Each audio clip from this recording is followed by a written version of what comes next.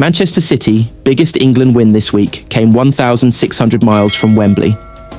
Manchester City saw John Stones play for England on Thursday night, but there were other success stories elsewhere. Goodness knows why the tens of thousands who had paid through the nose for tickets did not scream their lungs out for every minute of England's one-sided victory over Wales, but Thomas Tuchel had plenty to be happy with otherwise. The drama around him leaving star players out of his squad was quickly forgotten, as the team he did pick pummeled Wales in the opening 20 minutes. Manchester City would rather have Phil Foden have been included, and would rather Nico O'Reilly made it onto the pitch after his first call-up following the Brentford game. They will have taken satisfaction from John Stones playing and escaping without an injury, particularly after that dicey moment where he went down and looked to be in pain. City's biggest England win of the week, though, came not at Wembley but about 1,600 miles away. It was in the Zimbru Stadium in the Moldovan capital of Chisinau, where Lee Carsley's England under-21s picked up a healthy 4-0 win. Rico scored in an encouraging display for him after falling out of favour with Guardiola in the early months of the season, while young forward Divin Mubama bagged 2. Mubama has had a decent start to life on loan at Stoke, where City will be keeping an eye on him. With Chelsea winger Jamie Gittins getting the opener after his £48.5 million move from Dortmund in the summer transfer window, all 3 goalscorers, as well as the coach, have been developed in at least some of their career in City's academy. Gittins spent a few years at the club. Mubama had already made his West Ham debut when he was signed last year, but played most of his minutes for the under-20s, and Lewis is a lifer at the Etihad. Just as they like to be represented at senior level, City like to know they have some of the most promising English talent on their books.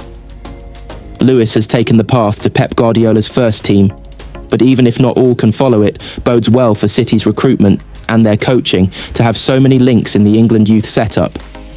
The same can be said for the senior team. James Trafford, O'Reilly and Stones are the City contingent in the most recent squad, but Morgan Rogers and Cole Palmer have also flourished for the Three Lions after moving on from the Etihad. Homegrown talent has become particularly important in the English game as a result of the spending rules brought in by the Premier League to protect teams. City have made hundreds of millions of pounds in recent years from selling academy players, as well as bringing Lewis, O'Reilly, Oscar Bob and others through into their first team. 2 Manchester City teenagers might be competing for one place in Pep Guardiola's squad. Manchester City have 2 teenage centre-backs out on loan this season, and there could be room in the squad for one of them next season.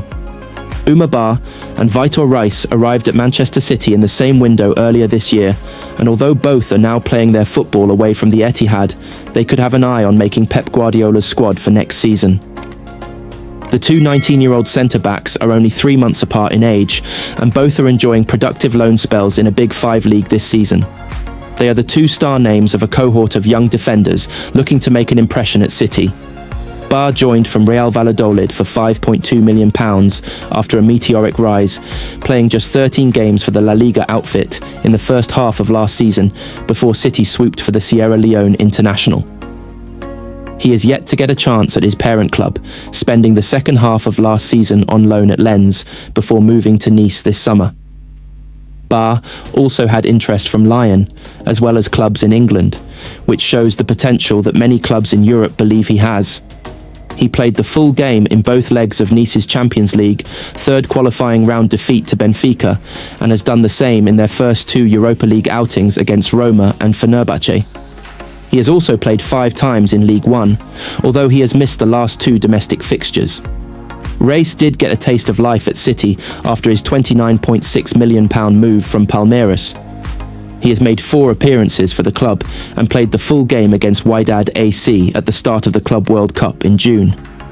Given the competition at centre-back and the size of Guardiola's squad, there wasn't room to keep the young Brazilian around this season, and he was sent on loan to City Football Group club Girona. In Spain, Reis has played 7 of Girona's 8 games, missing the fixture with Athletic Club after he was sent off in a 4-0 defeat at home to Levante.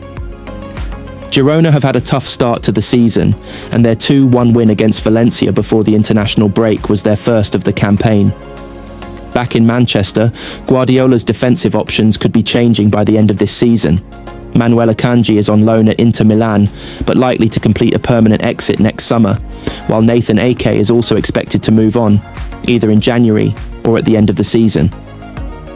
Ruben Dias and Josko Gvardiol are first choice at the moment, with John Stones as an excellent backup, although the England international is out of contract next summer. Abdulkadir Kusanov is also an option there, but has mostly played at right back this season. If Akanji and Ake go and Kusanov continues to deputise at right back, there will likely be space for another centre-back in the squad next season. Bar and Race might have their eye on it. The former has the benefit of European football this season, adding to his experience, but Race has played first-team football for City. The Blues will also have more detail on his performances for Girona as a result of the CFG links. For now, all either can do is keep their place in the team at Nice and Girona and keep on impressing, with the hope of a return to the Etihad next season. Back in the game. Why Manchester City are hosting gigs at the Etihad again? Manchester City will have gone 3 years without hosting concerts at the Etihad when The Weeknd and Take That play next summer. The last time The Weeknd played at the Etihad Stadium was the same night that Manchester City's footballing dreams came true. Pep Guardiola's side won the Champions League in Istanbul for the first time in the club's history, while the Canadian singer was thrilling his own fans in Manchester in June 2023. It feels fitting then that The Weeknd will be one of the first artists back next summer when the stadium hosts concerts for the first time in 3 years. With work on expanding the North Stand that started in 2024 set to be completed in the coming months, City want 2026 to kickstart their next chapter as one of the city's premier music venues. In the meantime, they have already played their part in creating another. Co-op Live, the UK's largest indoor arena with a capacity of 23,000, sits next door to the Etihad and City Football Group, are majority shareholders in it.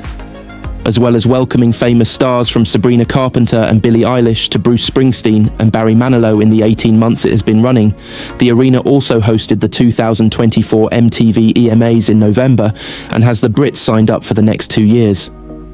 Having made such a big impact in such a short space of time, it's fair to ask if City's owners needed to host concerts at the Etihad as well. The reality is that being able to offer both venues gives them the biggest chance of making use of their space. Some bands and artists may prefer the bigger capacity of a stadium for commercial reasons, and others deliberately choreograph their tours to be in bigger venues. With City having built up a competitive advantage over noisy neighbours United and Liverpool in the ever-growing battle to make money, they are determined to keep pushing on as they move towards completing a hotel, a new fan zone on site, to make the Etihad campus an entertainment destination all year round. We're different to Spurs and Real Madrid, in that we haven't got the retractable pitch, so they have more versatility to do things in the season, but from our perspective, opening up that window to be as wide as possible in the summer months, as pitch technology evolves as well, is something that we're really focused on. We have other football stadia very close to us of similar capacity. All of them have their ambitions, but we do still have a competitive advantage in terms of the artist views and experiences of the stadium, and the space around it, and the connectivity and proximity to the city of Manchester. That gives us a bit more of an edge compared to some of those venues. We're a modern venue, and we continue to invest in it. Manchester City star Erling Haaland's Norway nightmare after double penalty. Erling Haaland missed 2 penalties for Norway in their World Cup qualifier against Israel on Saturday, but later redeemed himself on the pitch.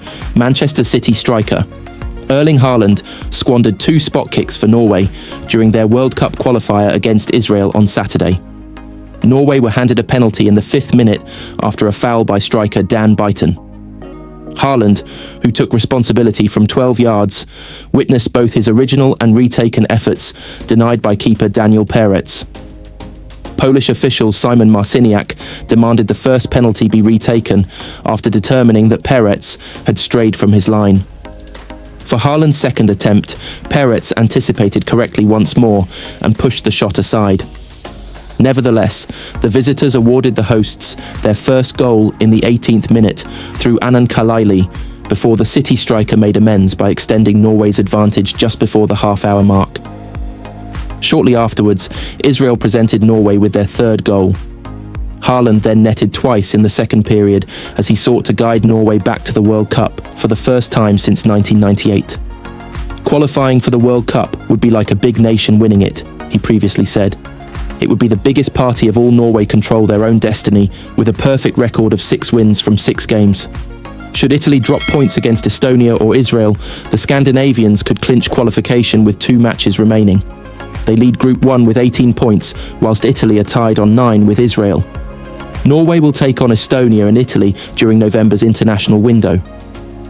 Since 2020, Haaland has netted an impressive 51 goals for Norway in just 46 matches, reaching the 50-goal milestone in international football quicker than renowned players such as Harry Kane, Cristiano Ronaldo, Lionel Messi and Kylian Mbappe.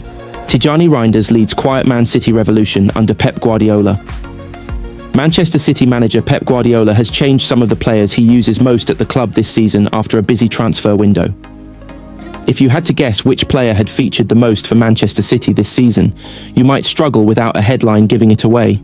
Tijani Reinders has provoked mixed reviews for his start to life at the Etihad, yet he has been seen more than any other player. That fact underlines the level of change at the Etihad when a summer signing has been the most used by Pep Guardiola, and there are 2 other 2025 arrivals who are among the top 10